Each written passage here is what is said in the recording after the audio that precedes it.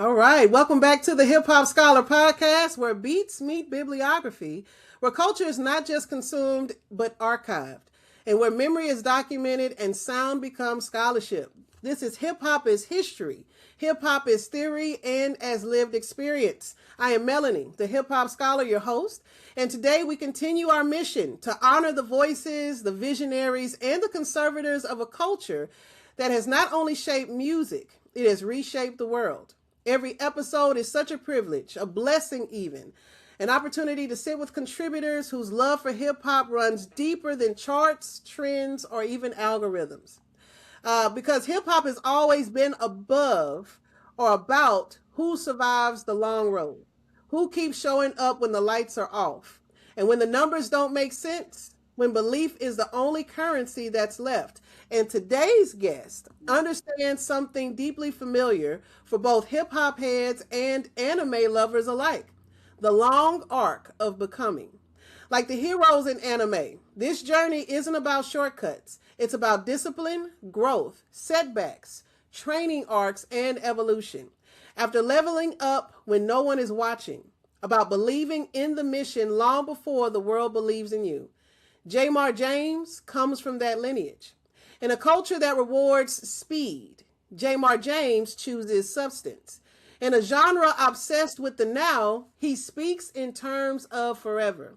And when he says forevermore, he isn't chasing permanence, he's claiming it. His music moves like lived experience, measured, reflective, grounded in the understanding that growth costs something. These aren't throwaway bars. These are verses shaped by time, pressure, and the quiet discipline it takes to keep going when no one is clapping just yet. Jaymar's voice sits in that space between hunger and hope, where the grind meets the dream, where ambition meets accountability, where hip hop becomes less about performance and more about purpose. Forevermore is more than just a track, it's a thesis, a statement that says, I'm still here, I'm still building, and I'm still believing, even when the road stretches longer than expected. On the Hip Hop Scholar podcast, we're not just asking artists what they make, but today with Jaymar Jamez, we're going to ask the why. I want to talk about process, the pressure, the identity, what it means to stay rooted when the culture keeps shifting, what it costs to be consistent, and what it means to choose longevity over spectacle. This conversation with Jaymar Jamez is going to be about the music that he carries with intention, the mindset that is required to endure, and the legacy that he is writing in real time. Because hip hop isn't just something you listen to, it's something that you study, something that you live, and that you commit to forevermore. So, Hip Hop Scholar family, I am very honored and welcoming of our next guest, Jaymar Jamez. I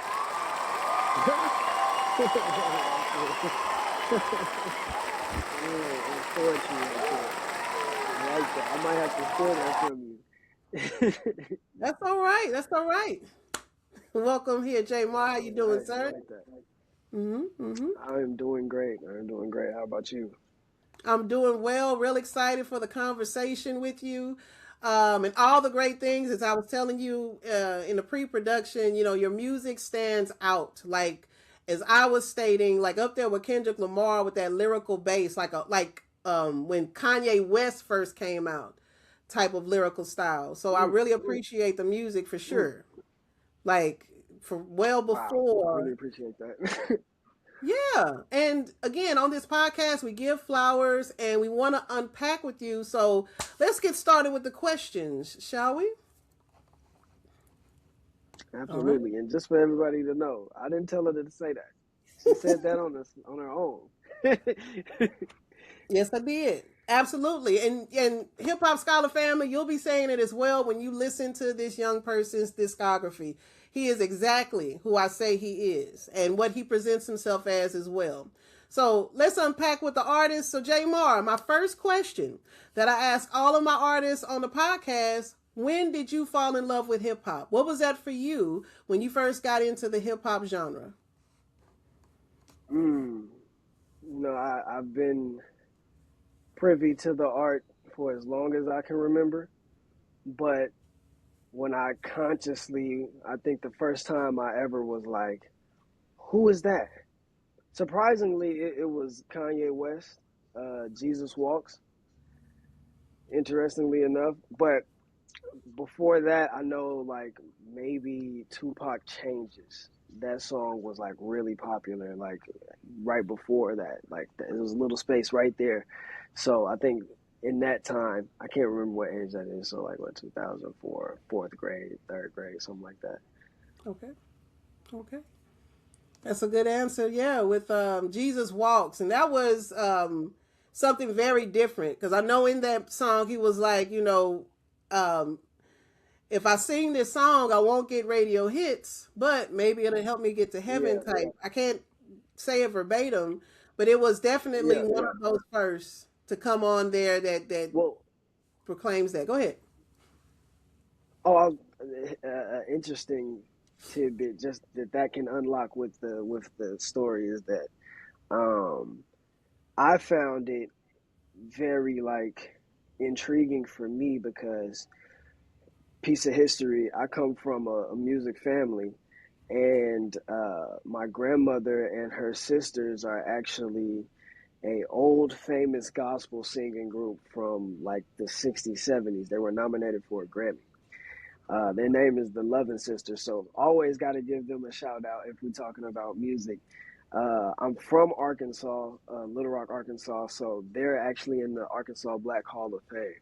And so, as gospel singers from, they're born in the 30s, so you think about the type of gospel music that they grew up listening to, and they were pioneers in the way that they transformed the sound because they were doing things like taking Earth, Wind and Fire style orchestration and instrumentation, and using that in gospel, and that was something that secular, that they didn't typically do. So them being who they were, and me being raised partially by my grandmother, I have both of my parents, but we're tight knit like that. So going to choir rehearsal all the time. She wasn't really listening to hip hop. She was listening to gospel music. And the closest thing I would get listening to hip hop when I was with her would be something like Kirk Franklin. So that's also something that kind of introduced me. But I knew about hip hop. It was just one of those things where, as a youngster, they weren't trying to have me too exposed to that type of music. But that's why when Kanye West gave us Jesus Walks, it was like crossing that threshold to be able to really listen to hip hop. Like I said, not that I was barred from it, but it was like a safe way to listen to it. And it was speaking something that, I had been surrounded by. Oh wow. Well, that's a great story. The Levin sisters, you say, right? And Loving with that Sisters. too, Loving Sisters. Okay, we got to check that out as well. So Hmm. you're coming from this musically a talented family, and so being raised in gospel and then having that gospel hip hop crossover, really piqued your interest. But with all of that though, it what it says to me, like that's why your lyrical style has such a punch to it. Like you are using lyrics with intention, like in gospel music and in hip hop music as well, because you are rooted in using those words to really shift the plane, essentially. That's interesting. Hmm. Okay, okay. So then, so for about the last 20 some odd years, then you've been in hip hop, right? How long have you been a performing hip hop artist? Uh, since I really started recording in 2009, so over 15 years, I guess. 15 exactly at this point. Yeah. Okay, good, good. So, with that, so 15 years as a hip hop artist, right? And essentially, for most of us hip hop heads, we have been with hip hop since we were little kids, right? And then got serious with it over Right. time. So talk to me about your writing process when you're putting your music together. Are you pulling from moments, emotions, from experiences? Are you someone that writes the music and then finds the beat, or the beat has to come first? Talk to us about your writing process when you're putting your music together. Okay, okay. You cut up a little bit, but I think I got a good Yeah. idea of what it is you were asking. So, um, it's it's changed many times over the years. My writing process, um, but so I guess the interesting side of it is at one point it was just writing, but out of necessity, I also became a producer as well. So for the majority of my catalog throughout the last 10, 12 years, I've also produced everything. So it almost always starts with the beat. And even when I was just writing, it would start with the beat. I feel like the beat is always informative in terms of mood, emotion, uh, even story. For me, sonically, since I see music in a artistic way, I'm also like a drawer and a painter. So I see music like art in that way as well. So tones, key, all of that stuff, it informs like the lyrics for me, like what it's gonna be. And I sing as well as well, so it's very prominent in that aspect, like when it comes to those types of songs. But as far as lyrical, it's always that. Um, I used to start with the verse first, but it's become easier to start with the hook, and knowing that the hook is really the most important part, and as far as like catching the ear, and that's why it's called the hook, right? Like Mm-hmm. that's what keeps you coming back, is what keeps you hooked. So I like to start with the hook, but it's always what is this beat telling me? The beat first of all has to catch me enough. It may be that I've got like 70 beats that I've made that I haven't written to, just because I need it to hit me sometimes. And especially at this point where, when I was younger, I would always be writing. Like I got to get it in because I knew at that time it was just me sharpening my sword. But now it's like I I don't have to. It's so much music that people haven't heard yet that I don't have to be in a rush to make new music. Everything's new to people right now. And Mm-hmm. so right now it's about making the most out of everything that I do. And when something hits me, that's when I know, okay, now this is the time to try to at least get some type of tonal sound on the hook. Then once we get the hook, we know what we're doing in that aspect. Now I have a full, I have the title to the book. Now I have to write every chapter, and that's when I come into the verse. But yeah, that's it. Oh wow, that's so well said and methodical even on the process and putting together music. And I like what you said where out of necessity you have to become a producer. And so when you're producing this music, you'll have, like you say, 70 different options because you poured your energy into that, and then you still have to be moved by what you create and not based on, okay, so the audience wants to hear this. It seems more of a self-satisfying way, because you're a self-made artist when it comes to singing. And is that you singing on that song American Blacks? Is that you doing the hook on that? Yep. Okay, Yeah. okay. Every song is all me, produced and sung and rapped, all of that. Okay. So all around talent then, because it's not. I just got through Yeah. interviewing a producer, and producing, and then that's a whole different thing, right? That's something that's Yeah. so Yeah. complex, of being able to play different instruments at once, and then put the music on top Yeah. of that, and then the mixing. How do you make the time to do all of that for each track? Like, how are you balancing your time being this one man show? Sincerely. Yeah, your guess is as good as mine. Mhm.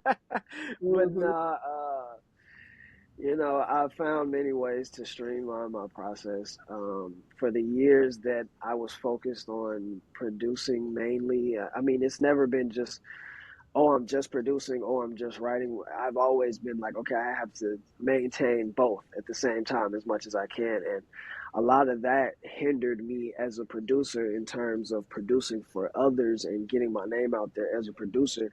Because every time I find I make something good, I got to hop on it as an artist. Like, I just had that desire, but it was also like I have to keep that skill up. So, I also studied a lot of greats in terms of like writers and producers. And some of the best producers, they typically don't take more than like 30 minutes to an hour to finish out most of what a beat requires for somebody to write on it. It's not going to be perfect and finished because that's what mixing and mastering and all that's for. And I've learned to not chase perfection with every part of the process. Like, allow the idea to be created. Sometimes allow the idea to just be halfway done and sitting there so that you can go to the next idea and keep the creative from nothing spark going.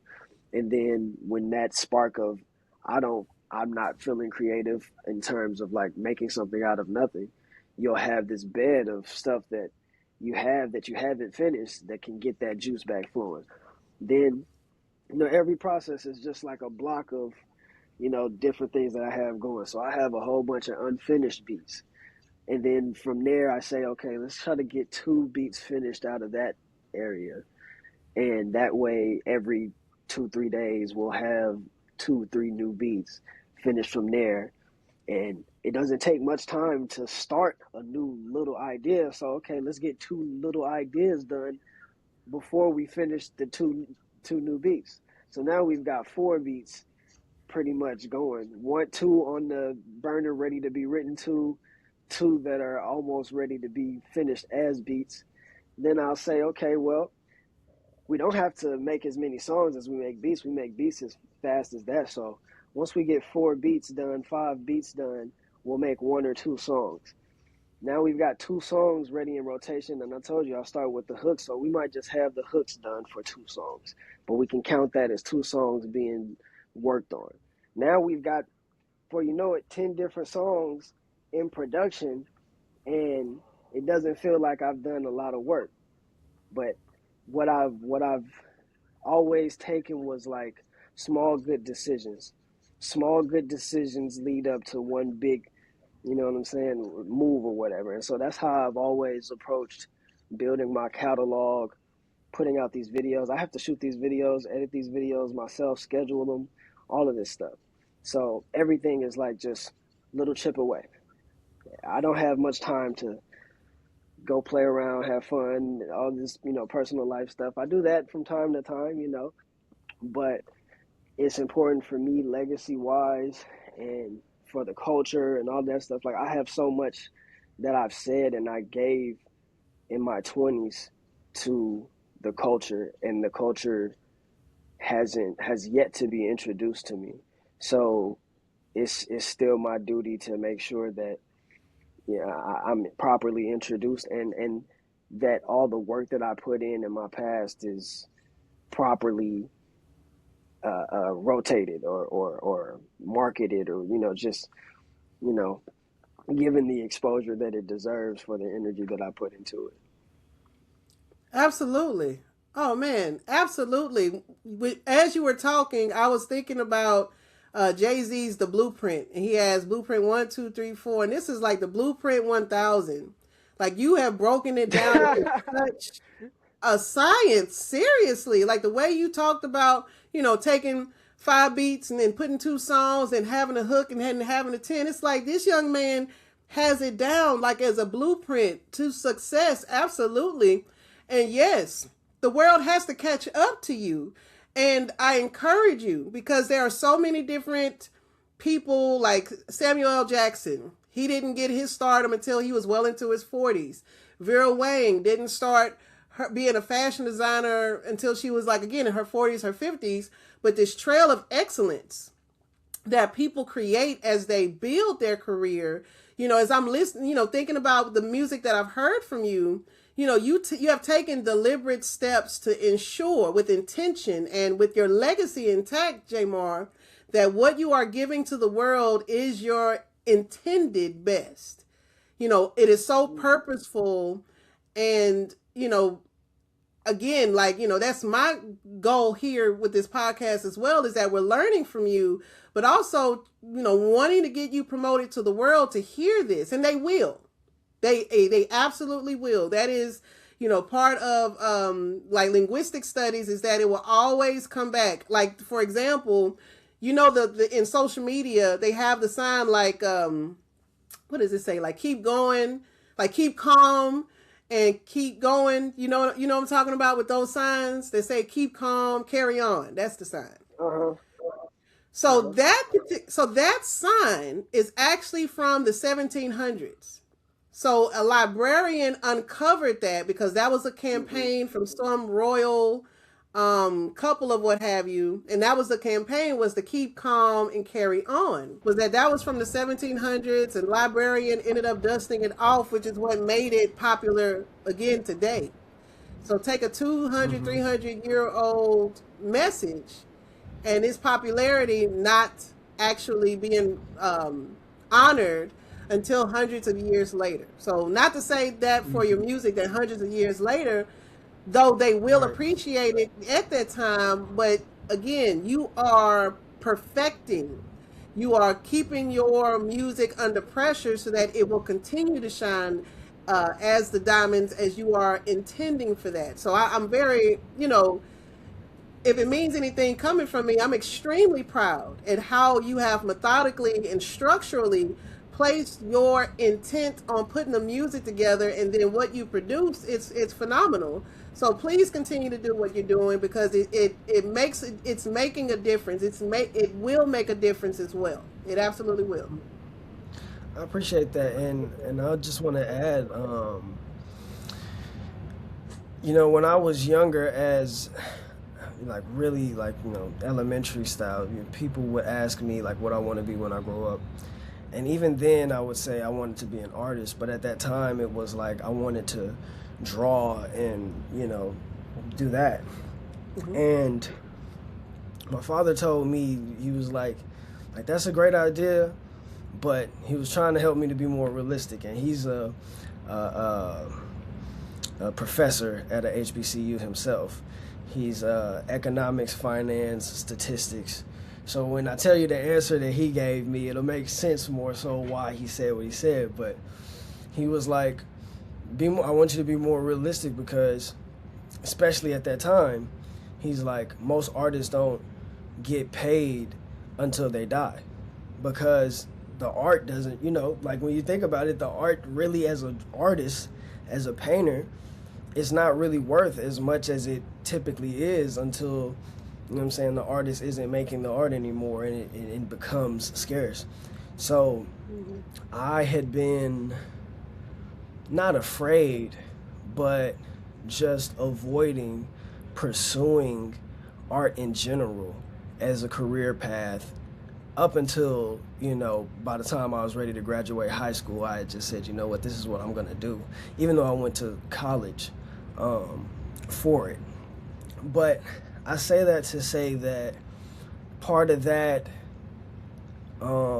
is why I didn't release a lot of music as well early, but not in the sense of avoiding failure, but more so in the sense of the industry changing so much so that the value of music had diminished, not just in what was being produced, but in terms of how valuations were being placed on music.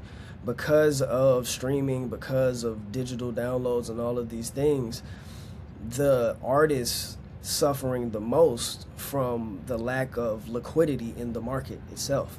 Just because people are still in music, it's not getting paid as much versus streams. So for me, knowing the value of my music, I had been just a little reluctant, I say is the word, to really put myself out there as much without some guarantee that I could have enough distribution or something to, actually have it be seen and not just be off in space somewhere, or, getting 1,000 streams, but me living on somebody's couch, because that's not enough to do anything for my hard work. But I've come to the realization as of late that the way that technology is advancing, it would be selfish, for one, for me to keep holding on to what it is that I have to offer. Especially in this particular day and age and time where it almost feels like people are asking for what it is that I produce, right? Because the value of it has slowly ascended as the average value of what's being put out has descended in its face value. So that's one reason why I'm putting music out right now in the way that I am. And then two, in the face of artificial intelligence, I would say it's more valuable to have a digital footprint that is uniquely identifiable to yourself than it is to even be thinking about music in any of the old ways, old channels, distribution, major labels, and all of that stuff, because everything is about to change and flip on its head. So Right. I say all of that to say that it doesn't really matter when it's appreciated, how long it takes, because, all of those reasons that I suggested. Yeah, absolutely. Such a brilliant young person, and very sure, right? And that's such an important thing, is that assurance and that confidence that what you do have is quality. And that's something that you are teaching on this platform too, Jaymar, is that your music is sacred to you, and you know that it will and does bless those who hear it. So there's no rush, there's no reason to buy bots or to buy followers, because as your father and you were talking about, posthumously is when people will, oh man, this was great, this was awesome, oh no, we lost a great artist. Yet you said it earlier, your legacy, putting together your legacy, even for myself with this podcast, I want to leave something of substance for my grandchildren, my great grandchildren, even my sons today, so that they can see, what was my grandmother or great grandmother thinking about, or what does she have to say, and they can always revert back to these things and then to these artists. And then same for yourself, coming from a lineage from your grandmother and her sisters, being Grammy nominated, being in that echelon, and then you continuing that legacy of excellence, not just for, and I really, really enjoyed when you talked about it being selfish of you, and that's true. It would be absolutely selfish and unfair for you to hold on to this music and not share out with your audience. Because again, people need to hear what you have to say, learn from it, because these themes and such that you talk about and capture, that hashtag we can't breathe, is something that needs to be shown. It shouldn't just be in social media land, but presented in a way that is digestible, it's tangible, and can be understood throughout the eras. And you do such a good job with that. You absolutely do. And the world does need to just catch up to you. So so social media, and that's, I want to tell Hip Hop Scholar family, social media is where I found Jaymar on TikTok. You performing, was giving a song, and then that's what piqued my interest, because that's my goal when I'm scrolling, is to find artists, to reach out, to talk more about you. So how have you been leveraging social media? Do you see the benefits of it? Are there benefits when it comes to being an independent artist, an independent label altogether? Oh, absolutely, absolutely. Okay.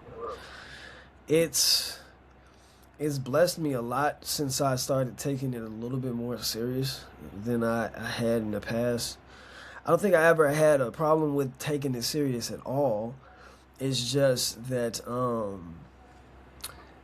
I've been a part of every social media wave that has ever existed, right? So to see people have success and feel like, well, why isn't that happening to me? I was here too, you know, Mhm. and not really recognizing what the real missing link was. You know, I've been putting out music since around 2009, right?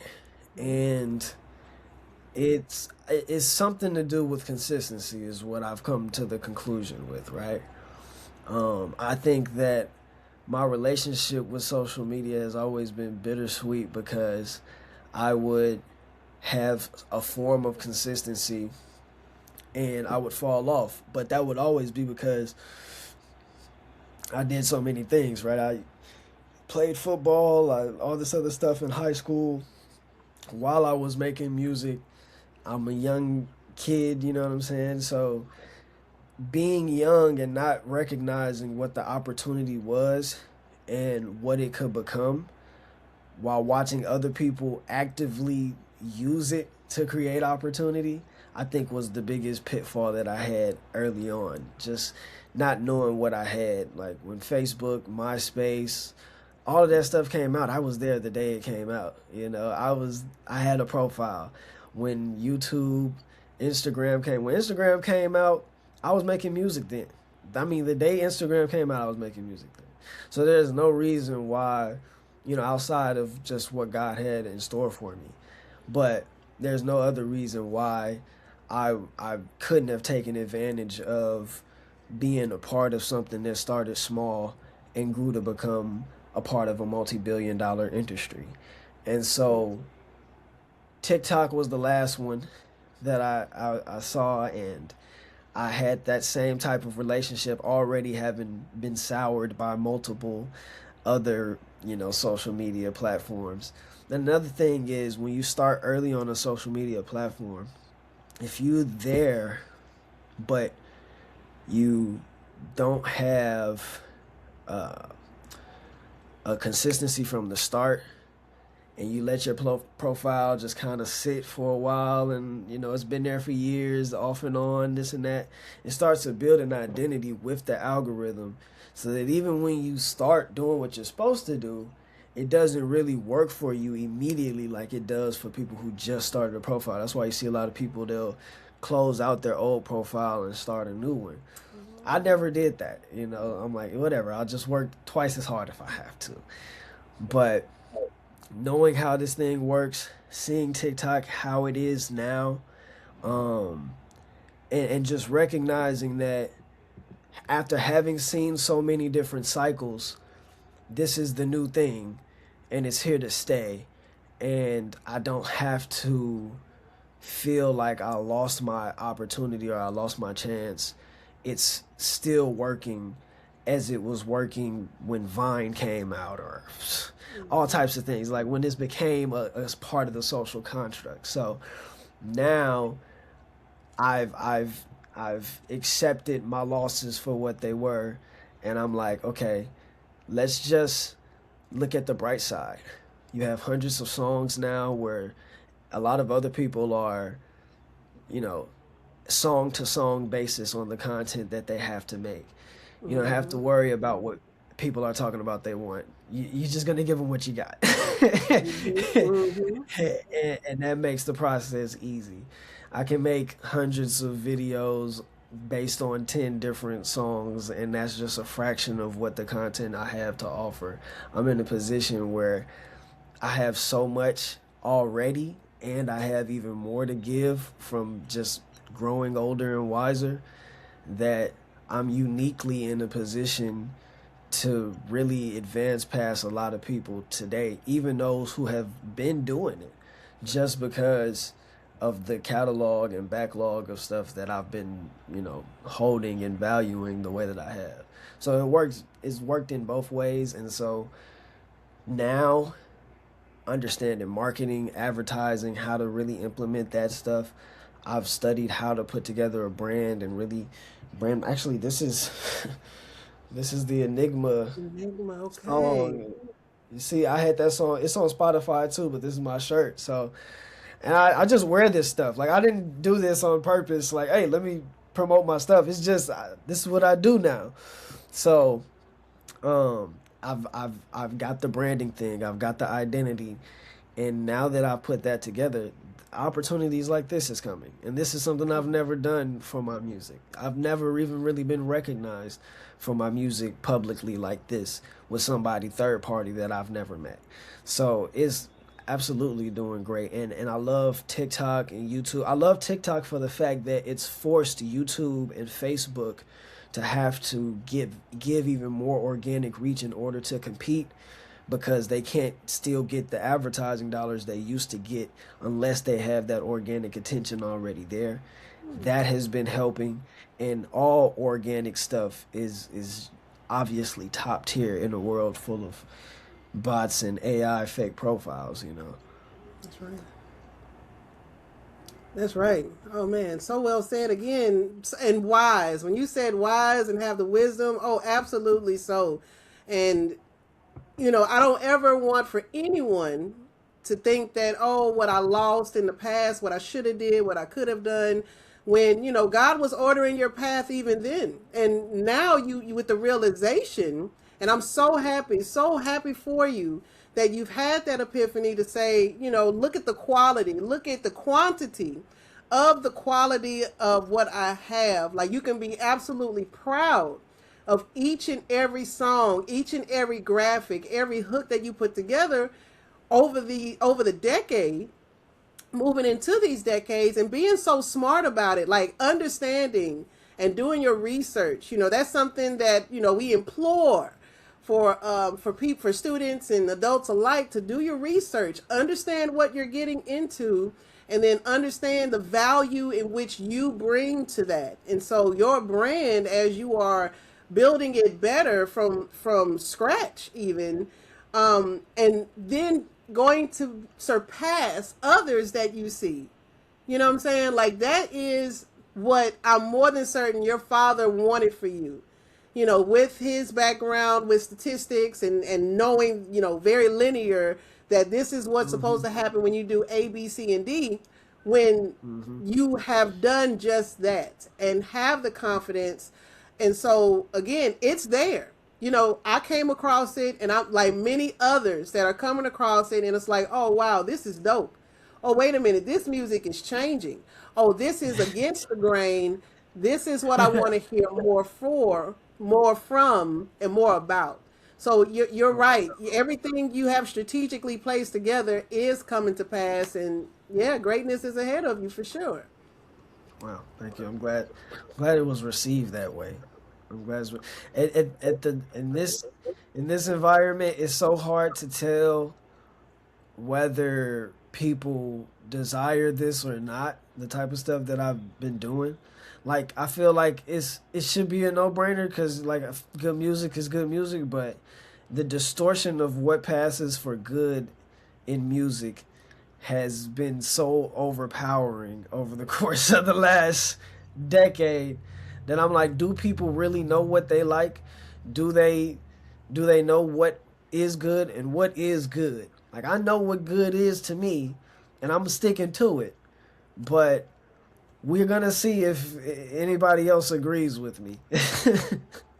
No, well, the hip hop scholar does. I am here to tell you off top, and let me tell you this as well, that the newer generation. So like Gen Z is this generation that loves the text messaging. They love the instant messaging, DM, instantly getting that. But Generation Alpha and afterwards, like Generation Beta and the upcoming generations, they dislike the text messaging. They want to actually host a conversation. There is a change happening with this newer, younger generation, that we're going to see a nod back to the old school, what it used to be. That's why you see a resurgence of, vinyl and people wanting to know more about CDs and cassette tapes, right? Like there is a shift that's happening now where it's coming back into where it was great. Being able to go into a record store. When you said MySpace, I'm like, man, do you remember how amazing it was to have just a few sites to gain access to people instead of having access to everybody 24/7? It's overwhelming. It's daunting. So with what you're creating, you have a future vision of what the future landscape is going to look like. And I wonder how satisfying it's going to be for you when it does come to pass and you tell everybody, I told you so. Like I cannot wait for you to be able to do that and let them know and showcase that, because your discography speaks for itself. It really does. And you've broken it down in such a very structural way.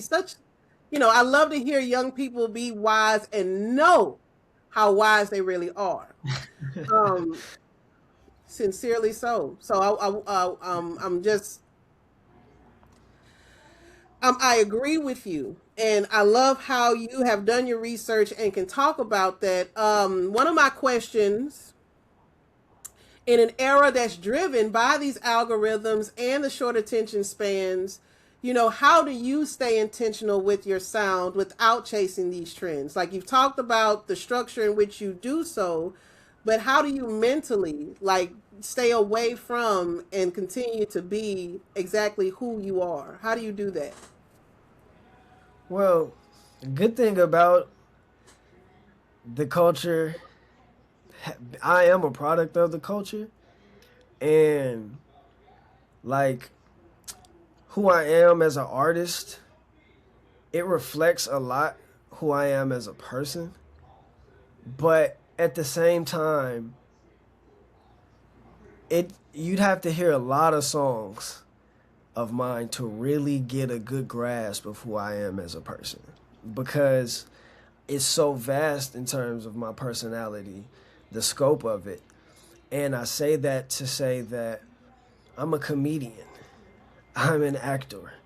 I'm I'm a singer, a producer.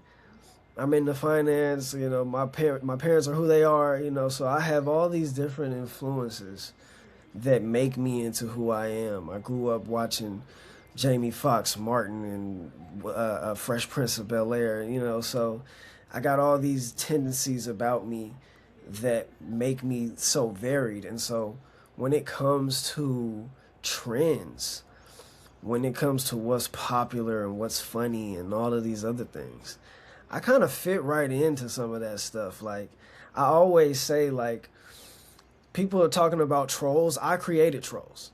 I was a troll. I was a troll before they had the name troll, right? They have these memes. I don't know if you've seen Martin Luther King. They had a Martin Luther King AI video. I'm like, this is something that I would have done. I don't have to be influenced by any influencer to do some of the stuff that's being done here that people do to garner attention solely, because my mind just works like that. It's a lot of stuff that I do that's just, I think of it and I do it and it's funny to me and I just did it for that reason. And then I'll put it out and, people love it. I've gone viral a few times on things that weren't about my music, really not even about me at times. It was just something I thought that was funny that I did or that I made an edit on because I saw it and I was laughing in my head, and I shared it with other people and it became something. And when I see something that's trending, everything is always something trending every day. But everything that's trending doesn't always resonate with that part of me. But when it does resonate with that part of me, then I attach myself to it because it feels organic and and I have something that's, even though we're doing something that's trending, I'm doing something that's unique to me and my perspective on it. And that's the only reason why I did it. So I'm not really opposed to trending in the sense of approaching it like it's a sickness to society. But and I see it as something that can easily be utilized to get quality and the message and someone like myself out there. So in that way, that's how I view trending. But in terms of how do I maintain quality, authenticity, that's one way. The other way is the reason I made my music in a, closet, dark room with nobody else around and nobody else's influence to tell me this or that. The reason I didn't make a whole bunch of music with auto tune, doing it like everybody else is doing it, because that's what I like. And when I decide to put it out, whoever likes it is gonna like it, and that's that. People just follow, people in terms of trends, people follow what's consistent. And if something hits somebody that I put out in the same way that something trending hits me, and I feel organically attached to it, and they feel organically attached to something that I just made without the intention of trying to get somebody to like it, then that's the only virality that actually matters anyway. Because virality is one thing. And with my experience having gone viral for something that wasn't my music, virality is worth nothing without some type of substance or at least something to monetize coming next to it, right? So there has to be an intention with virality a lot of times for it to actually benefit you personally. Otherwise, you're just keeping the game running for the corporations that own these apps. Come on now. Well said, Jaymar.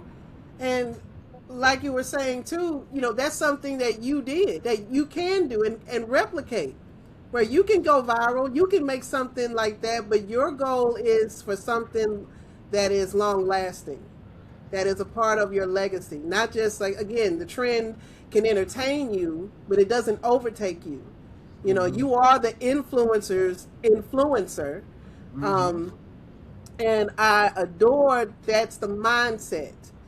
As you were talking as well, one of the facets of my research is also in Afrofuturism and looking at the future of how That's Black. what you do? That's what I study. Yes, I do study Afrofuturism. Oh, Yes. okay. Oh, yeah. It all connects because I'm thinking. You remember the movie? What's the name of that movie? The Wiz. You remember Right. The Wiz? Okay. Right. So at one part of the movie, when Richard Pryor, when they're like who is the big guy in the sky, and he's talking about, oh yeah, the color now is green, the color now is purple, the color now is red.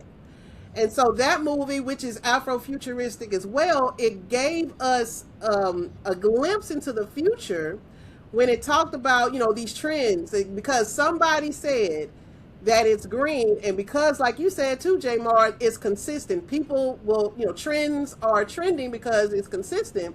That's exactly what is showcased in this movie. And in the end, finding that the person who is doing these trends, these algorithms, is somebody who is weak, somebody who doesn't deserve the power. And that was made in the 70s. The Wiz was a 70s movie that was giving us futuristic innovations then. And so when you were talking, that's like, man, you are And the original was written even further before that, when they were dealing with currency, the silver and gold backed dollar. It actually has a allegory that goes back to it. Yellow Brick Road was actually a golden brick road. So they changed some things up in that thing. You look it up a little bit one time. It's a cool little read. But yeah. Absolutely. I shall. Yeah, look at, man, absolutely. Jaymar, Mr. James, yes, sir. Because again, it's all part of what's going to happen in the future. And so what Afrofuturism does, it creates the impossible into possibilities, to see things and create things that have never been seen before, but understand that the power and the elegance of what has been created is influenced by the blacks, by the people that have been, denied and neglected and, you know, disrespected in so many different ways. And, you know, now that I'm thinking about it, that's probably the toy that the algorithm's doing with you, is that no, the world wants trash from you. Just keep, you know, doing what the trend says, but you are staying stoic and saying, no, I can do this whenever I want to, but your focus is there. And that's when absolutely all of your hard work, all of your dedication, all of your talents will absolutely come to fruition. I know you are an anime fan too. So I tell my students, you know, you got to think about it. Anime are most of the greatest ones, like Dragon Ball Z. These things came out in the 90s, long time ago, right? Yeah. And now people, it's 2025, and now people are discovering, oh man, have you listened have you seen Dragon Ball Z? It's like, not us youngsters, not me. But yep.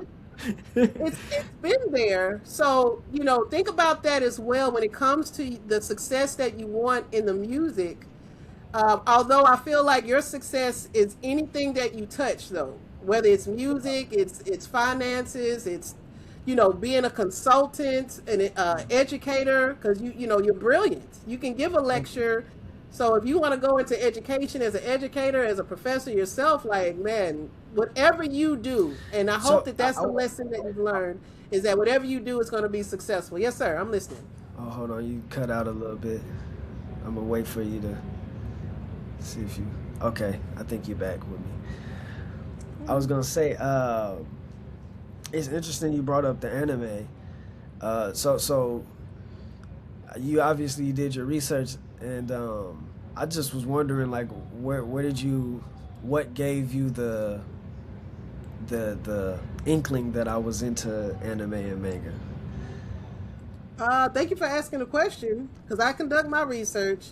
It may have been either on your TikTok or your YouTube that was talking about the anime. I have to look at it now. I didn't exit out of everything. I mean, don't get too deep into it. It might have been a podcast or something. I wasn't sure, but you're absolutely right. I'm not testing you or anything. Yeah, you're absolutely right. I love it. Don't put me on the...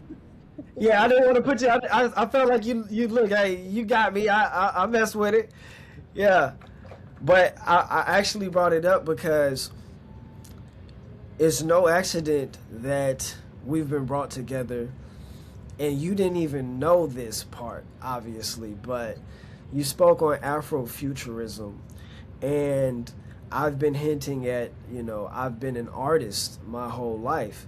So I actually have a comic book, a manga that I wrote and illustrated that's based on an Afrofuturistic concept that I created myself. And so, you know, this is the whole thing, right? I released it about a year and a half ago. I'm working on the next volumes secretly. But yeah, so a little nugget that you didn't know was there. I thought you might have saw this already. So I was like, hold on, did you see this? I've been trying to kind of hide it in terms of how much I market it, because the brand for the music and the artistry is like paramount right now, but like this leads into a whole nother world. So yeah, very interesting that you, even in the space of understanding and identifying Afrofuturism, the connection is there for sure. Mm-hmm. Yes, it is. It absolutely is. They don't call me the hip hop scholar for nothing, young man, for sure. And I got to get me a copy of Valley of the Kings. Like, whenever you do, if you do, you know, I would love the link. Send that to me, and maybe get a signed copy too. I'll pay. Not a problem with that. Yet, again, that is what my research, what I have come up with when it came to you. And I do that for every artist. I do my best to try to, you know, not stalk anyone, but to figure out like the best question track so that I can get the best quality interview, hopefully to share to my audience, but also to you, the artists, right? Like, I hope, again, that you feel celebrated, that you do feel seen, and that what you're doing is absolutely so much so on the right track. And that's my absolute goal. Absolutely. Yeah, I appreciate the attention to detail. I would expect no less. Absolutely. Yes, sir. Yes, sir. As I should, as we should. Yeah. And that's so you are just an artist. Like did you draw those pictures in there too? Created every character, drew the whole every panel. That's me. That's who you talking to. Wow. Oh wow. And so the future, man, the future is bright, so bright for the world because we have artists like you to really get excited about, right? Because the last thing I want is to be able to hear the same type of music, the same type of sounds, the same type of, twerking. Like, I don't think we Yeah. can endure that for another, you know what I'm saying, year or 5 years of that. Yeah.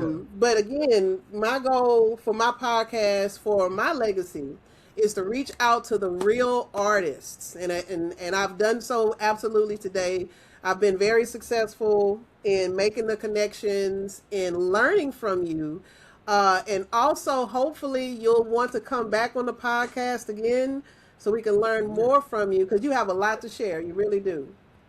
Yeah. I'm like, and look, I didn't say it before the podcast because I feel the energy coming in, but um, we don't have to cut it at an hour. If you had more questions that you needed to ask, that's fine too. Oh, I appreciate that. I do have a few more questions, so let me ask my few more questions because I'll Okay. overtalk. And Yeah. um, again, bringing you back on because I want to look at the interview again and like, what did I miss? What could I capitalize on? And so on and so forth. And you're just brilliant. You are a brilliant young person with such a bright future. So let me ask you this question: when you do create, studio late nights or is it early morning creative sessions? Which one gets the best out of you and why? Late night or early morning? Late nights. Late nights. All right. I've always been a late night person, like even as a youngster, like I stay up all night. So that's when the best comes out of me. I appreciate a quiet world where it's like I'm the only one up or it feels like I'm the only one really moving. And I don't really like to have a lot of people in the studio when I'm writing. Like producing, that's one thing, but when I'm writing, I really prefer to just be me a lot of times. Like I don't really want too many other opinions and yes nos or this and that. I'll let that come in once I've put down what I had in mind. And then if there's a suggestion or something that can make it better, I'm not afraid to try it or reluctant to try it.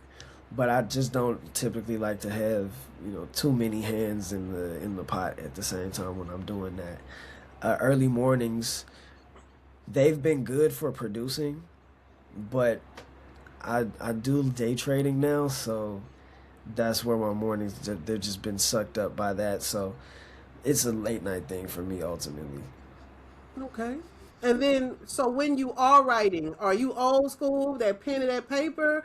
Are you texting? Are you doing the voice notes, computer? Like, what's your writing process? A little bit of all of it. Yeah. It started off when I was younger. It was writing in a notepad, pencil, paper. Uh, but at that point, I think we had the iPhone for maybe like 2 years. So they gave us the Notes app somewhere in that span of time, and I never looked back. It's always been the Notes app from there.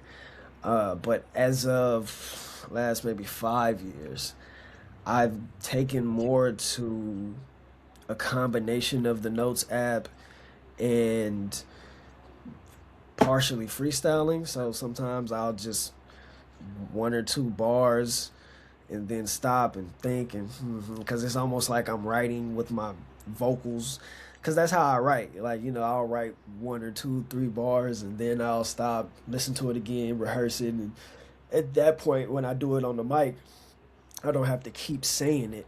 I can just listen to it and know, okay, oh yeah, let's say this next. So it's kind of like a little Lil Wayne type of thing, how he does his Mhm. thing. So I do it like that sometimes. But even when I do that, sometimes I like to still write it down. I just have that muscle memory of wanting to be able to go back and look at it. I read really well, so it never sounds like I'm reading when I'm reading off of my pages. So Okay, okay. Interesting. Late night, but early morning producing, early morning day trading, and late night creative. Yeah, late night creative. hmm Okay, that's what's up.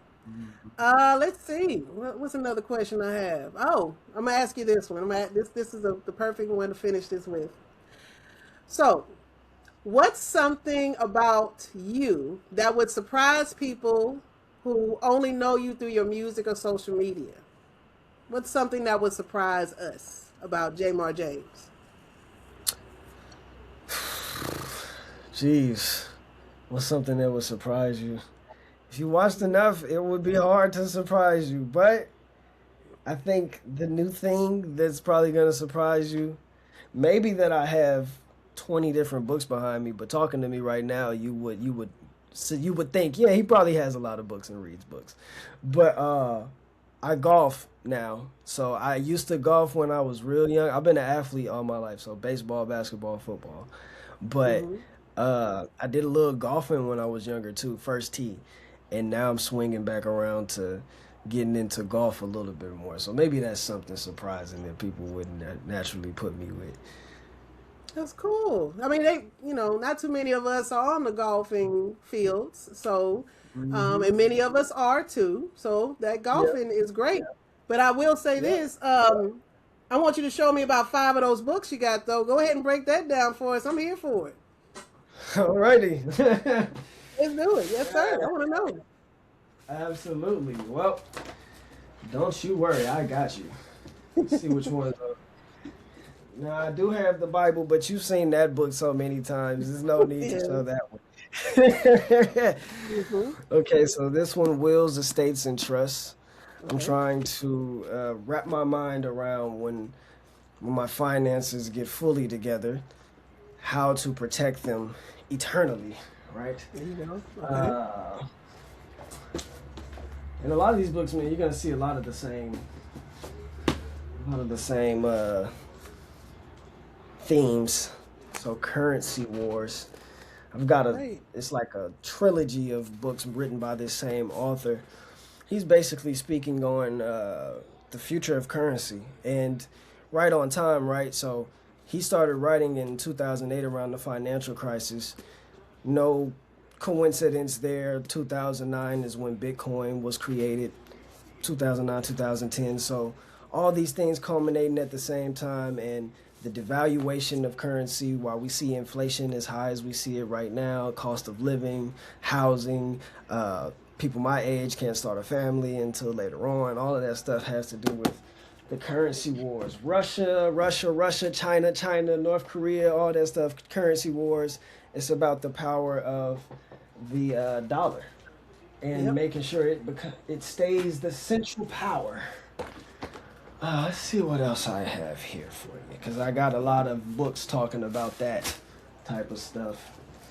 Um, mm, we'll go with this one. This is a cool one. I got a health book over there that's nice too, about the four different blood types, but business law.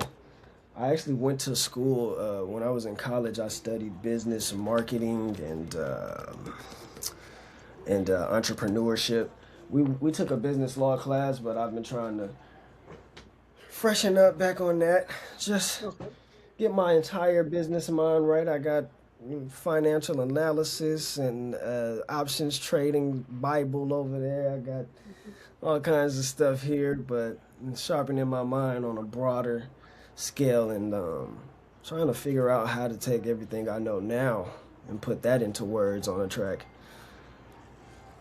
So the question I have then is, when is your book?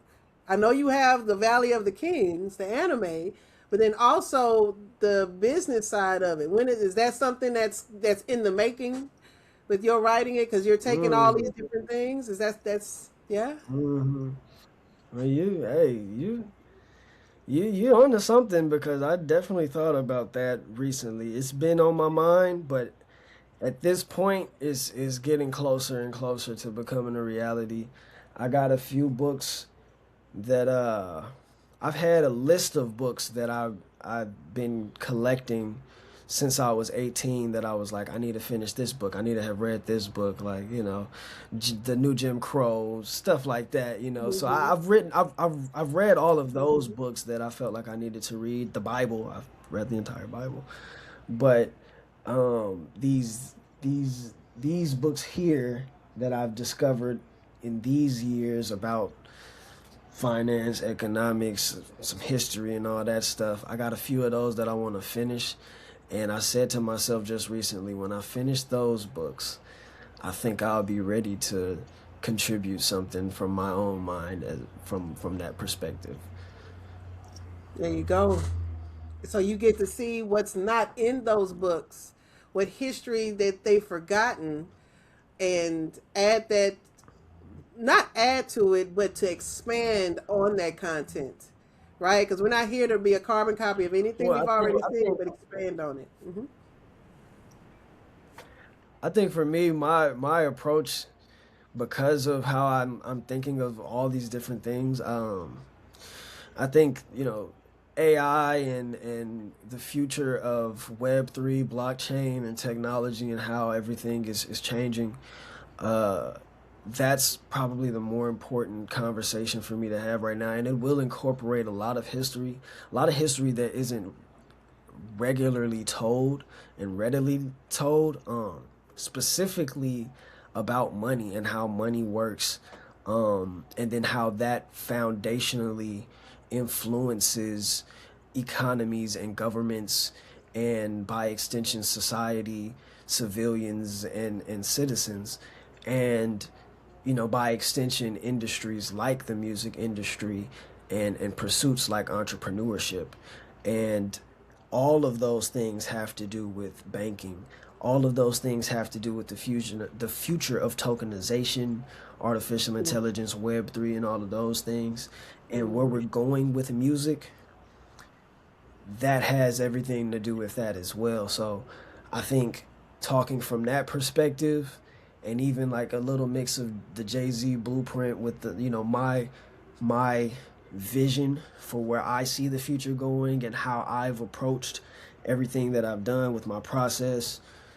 Part of what we've talked about here in this interview, just putting all those things together, and giving a better roadmap for what to expect, and potentially how to go forward in this world as it changes. Because I've already seen the computer and the internet literally go from where nobody was on it to where it is now. It was Hmm. 1997 when I first got on the computer. You think about it, there was no websites. You were there. There was no websites. There was dial up. There's all this stuff. And now we're doing what we're doing. And I remember trying to do this in 2006 or 2007. And you think your connection's bad now. Megapixels, all that stuff, right? So Hmm. Hmm. I've seen how far we've gone, and I know how far it is for us that we can go and what's possible. People look at the stuff in the movies and all of that stuff, and it's scary to even think how close we are to a lot of that stuff being reality for some people. But for me, I expect nothing less still. And because I have that mindset, I think I have an important perspective to give to people who are still stuck in the 20th century. Hmm. Hmm. That's right. That's why I said the future is truly bright with leaders like yourself, Jamar. Definitely. So you have taught us a lot here on the podcast today. I appreciate you sharing those books, sharing your wisdom, and sharing your music. And so again, I'm right there with you to get this music out there, but really get you introduced to the world. And that's just one hook that you have. The music is a hook, but you can also talk about the business, the finances, the future of computer technology as a whole. You are a genius, young man, and I encourage you to keep going as much as you are doing. So, like again, like I said earlier, I'm extremely proud of you, proud to know of you, and you have a bright, bright future of success waiting on you. Just keep going the way that you're going, for sure. Thank you. Thank you so much. Yes, sir. Oh, yeah. And so, Hip Hop Scholar family, y'all check out these links right here that you can Check out the music. Hopefully, a link for Valley of the Kings, but stay tuned for that. We'll see Jaymar Jamez on the next episode. But with that, we are out of here. The Hip Hop Scholar Podcast. Peace. All right, y'all.